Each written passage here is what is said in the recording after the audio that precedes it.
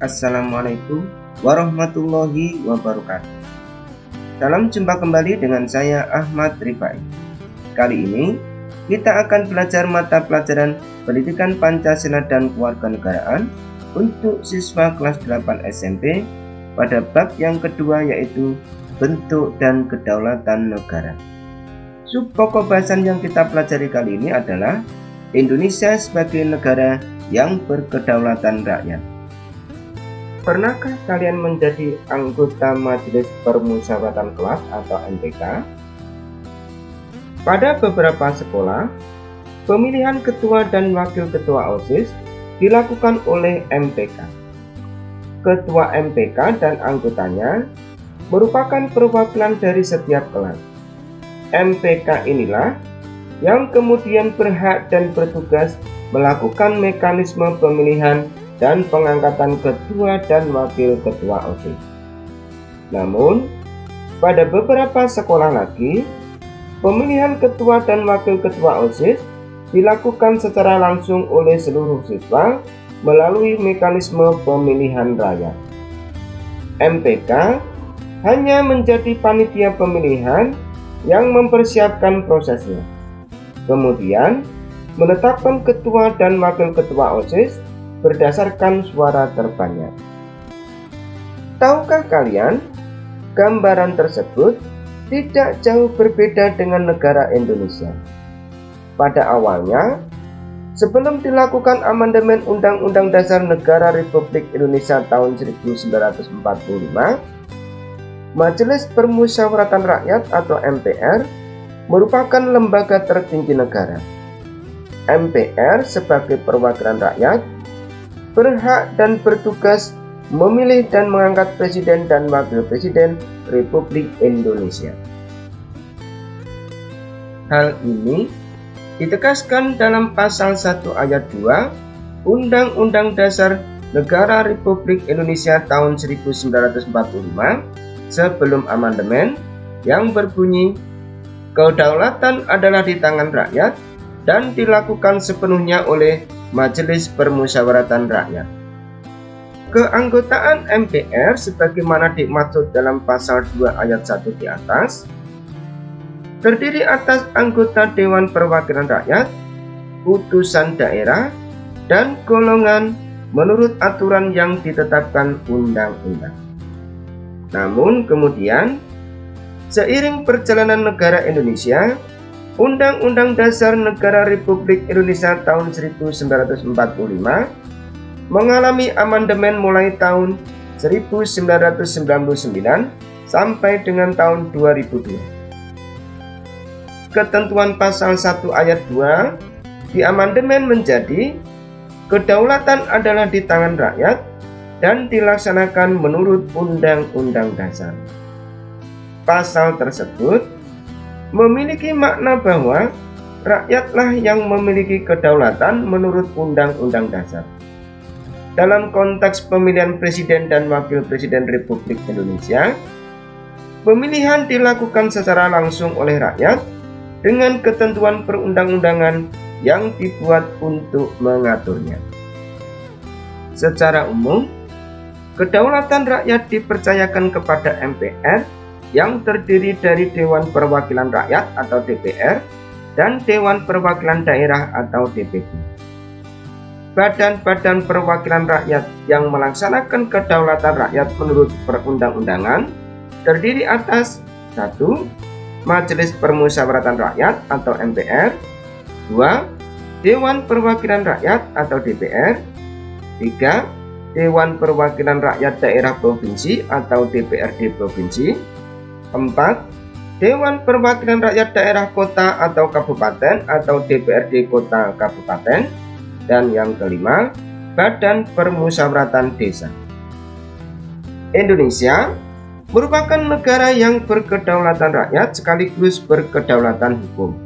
Artinya, kedaulatan rakyat di sini ada batasan atau aturan mainnya. Tidak bisa dilaksanakan sebebasnya. Itulah mengapa kedaulatan rakyat ini dilaksanakan berdasarkan undang-undang. Kedaulatan yang berlaku Indonesia adalah kedaulatan rakyat yang berdasarkan Pancasila. Artinya, konsepsi kedaulatan yang mengacu pada sila-sila Pancasila, terutama sila pertama, ketuhanan yang Maha Esa, dan keempat, kerakyatan yang dipimpin oleh hikmat kebijaksanaan dalam permusyawaratan perwakilan. Menurut Jean Lee Asidiki, Undang-Undang Dasar Negara Republik Indonesia tahun 1945 menganut paham kedaulatan yang unik. Undang-Undang Dasar Negara Republik Indonesia tahun 1945 menggabungkan kedaulatan Tuhan, kedaulatan rakyat, dan kedaulatan hukum. Artinya, kedaulatan rakyat bukan bermakna kedaulatan rakyat yang sebebas-bebasnya sebagaimana di Eropa dan Amerika, melainkan kedaulatan rakyat yang dijiwai oleh sila ketuhanan yang Maha Esa dan didasarkan pada perundang-undangan.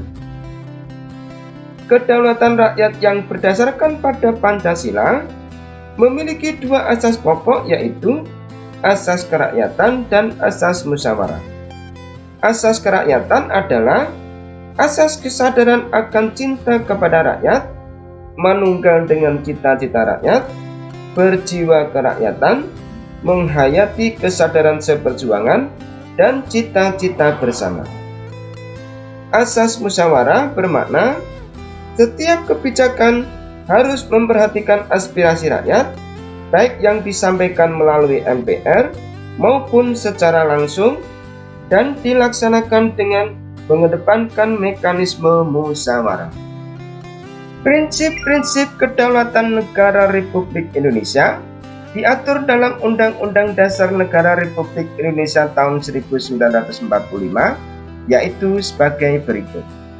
1. Kedaulatan berada di tangan rakyat dan dilaksanakan menurut Undang-Undang Dasar, Pasal 1 Ayat 2. 2. Majelis Permusyawaratan Rakyat atau MPR berwenang mengubah dan menetapkan Undang-Undang Dasar. MPR melantik presiden dan garis miring atau wakil presiden. MPR hanya dapat memberhentikan presiden dan garis miring atau wakil presiden dalam masa jabatannya menurut Undang-Undang Dasar, Pasal 3. 3.